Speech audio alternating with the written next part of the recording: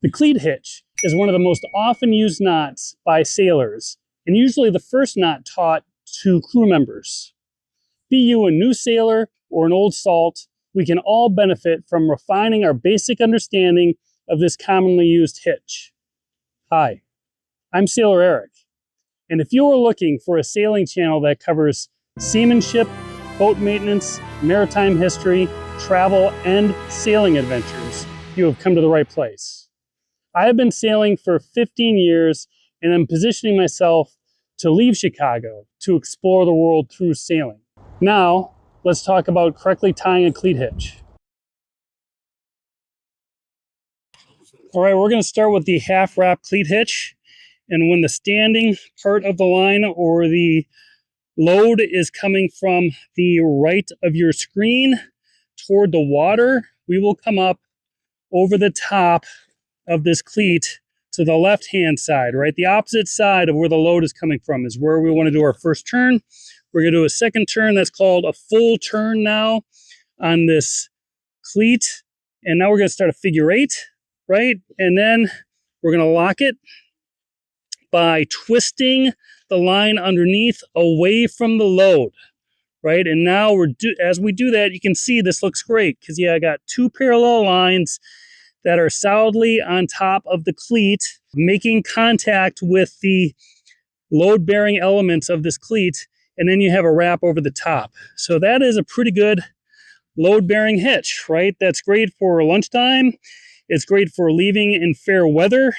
You don't want to count on that for heavy weather or leaving your sailboat or vessel for an extended period of time. In that case, you're probably going to want to consider using a full wrap cleat hitch. The next version of the cleat hitch I'm going to show you is the full wrap cleat hitch. Again, the load is coming from below the horn here, and we're going to come on the opposite side of that horn, and this will be our first turn at the neck of the cleat.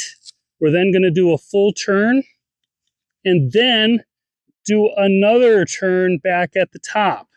All right, so that constitutes the full wrap of the cleat hitch.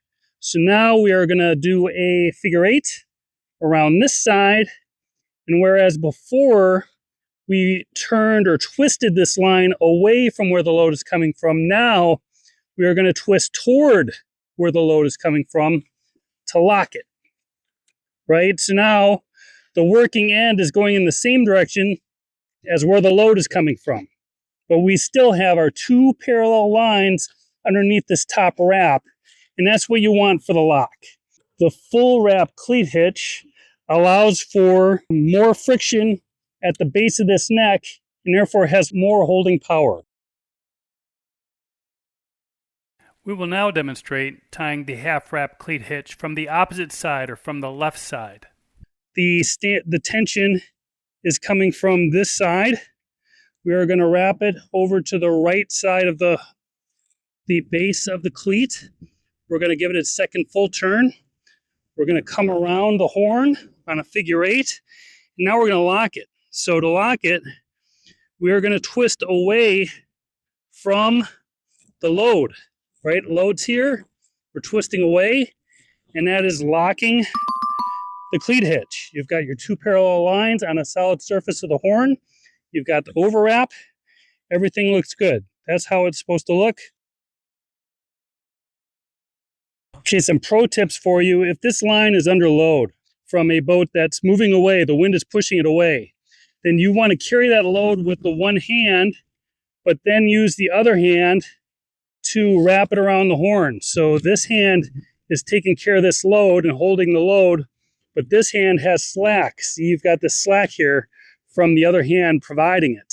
Once you have this wrap on the horn, that takes a lot of the load. The more wraps on the horn you make, the more load that will be taken by this cleat. So use the mechanical leverage that you have in handling this. The other thing I'll point out is your hand placement.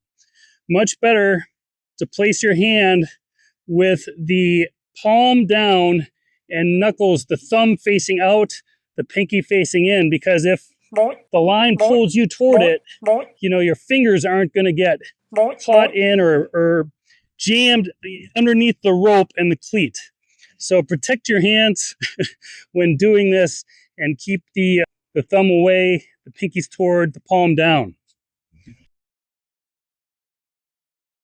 Here's an example of putting undersized line on a cleat, and you can see how that cleat is given away.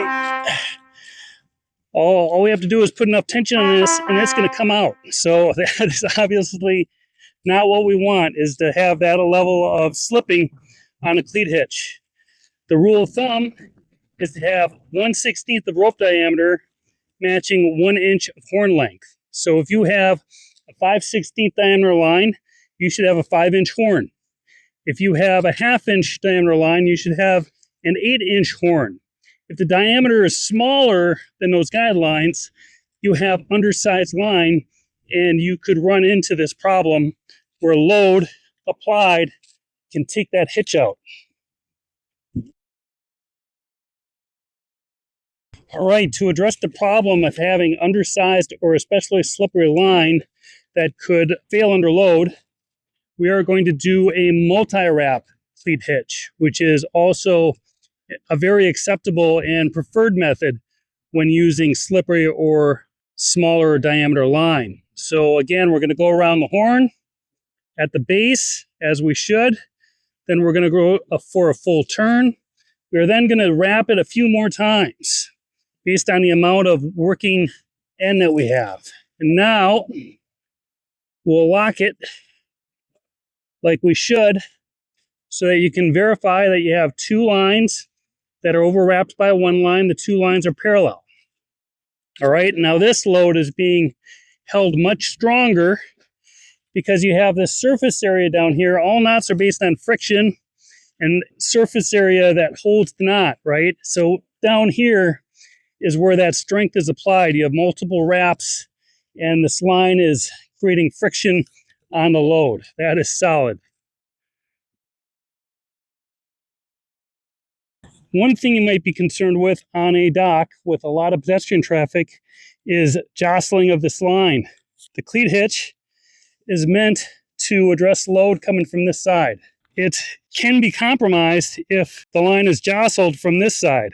It wouldn't take much if there is slack on the standing part of the line for this hitch to be unlocked. So that would be a problem. There's a couple ways to address that. One is to put on a second half hitch, right? So you could simply put a second lock on here from the opposite direction, just like that. Now you've got two locks.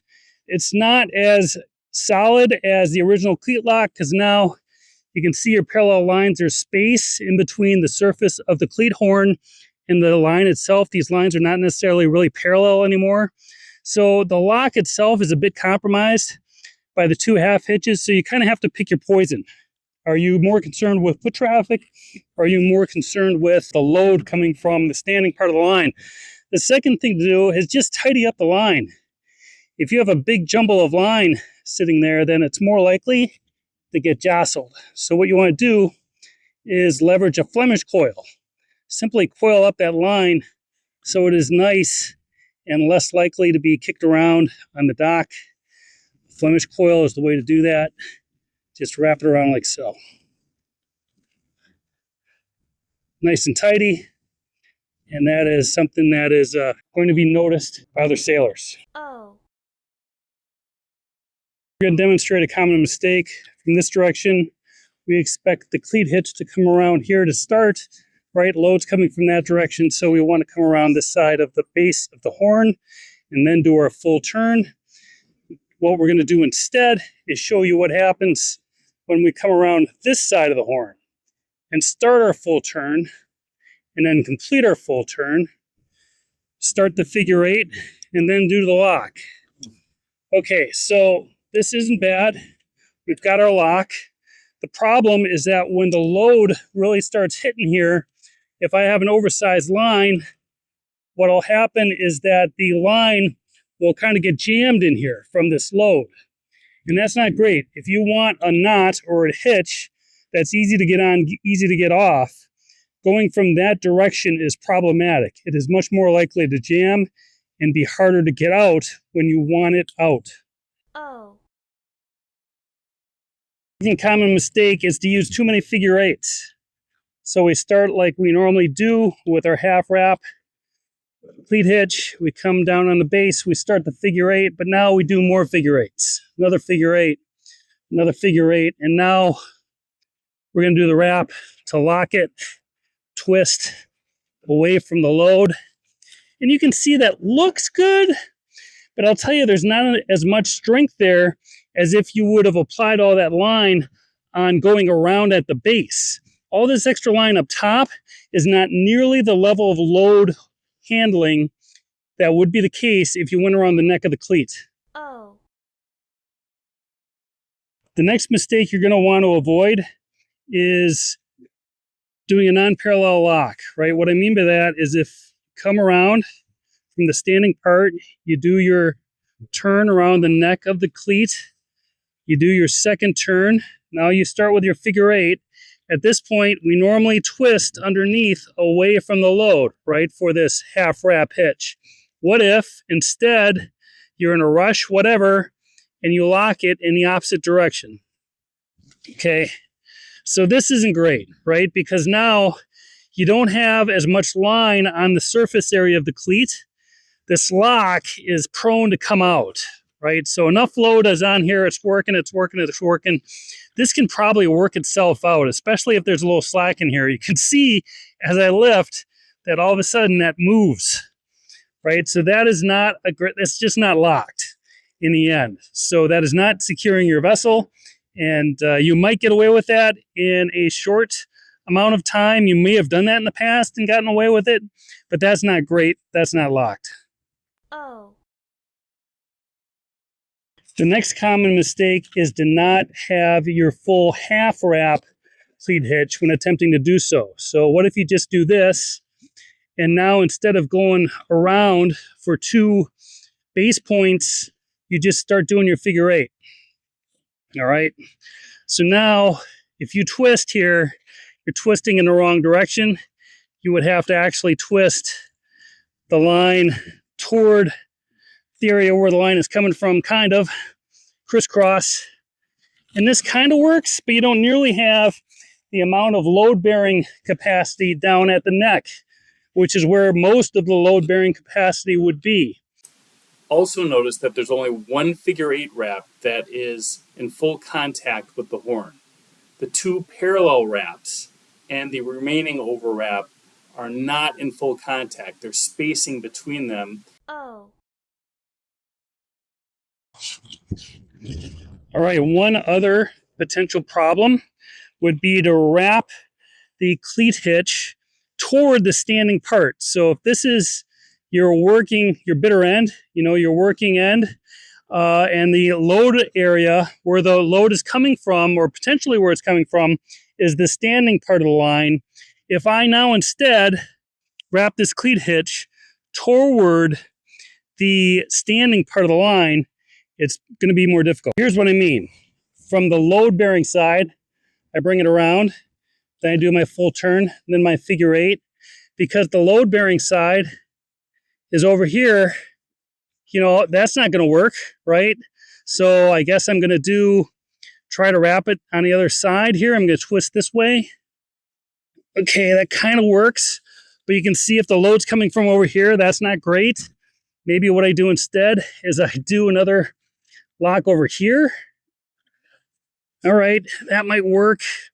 But now the gotcha is the load is coming from this direction, right? So if I want to take off this cleat, how do I take it off? You can just imagine the amount of tension that a sailing vessel might give on this side. And now with that tension, I have to deal with getting this cleat hitch off, which would be pretty difficult. So that is why you don't want to apply the cleat hitch in that direction. It's something to watch out for if you've got new crew. Keep an eye out for that. That's not the way to do it. I noticed on my last video that only 5% of those watching were actually subscribed to the channel. Subscribing to a YouTube channel is free to you and helps my channel gain traction. So please subscribe. I'm also very interested to hear your comments on how I can improve my content or cover something that you'd like to hear about. So please let me know. Thanks for watching.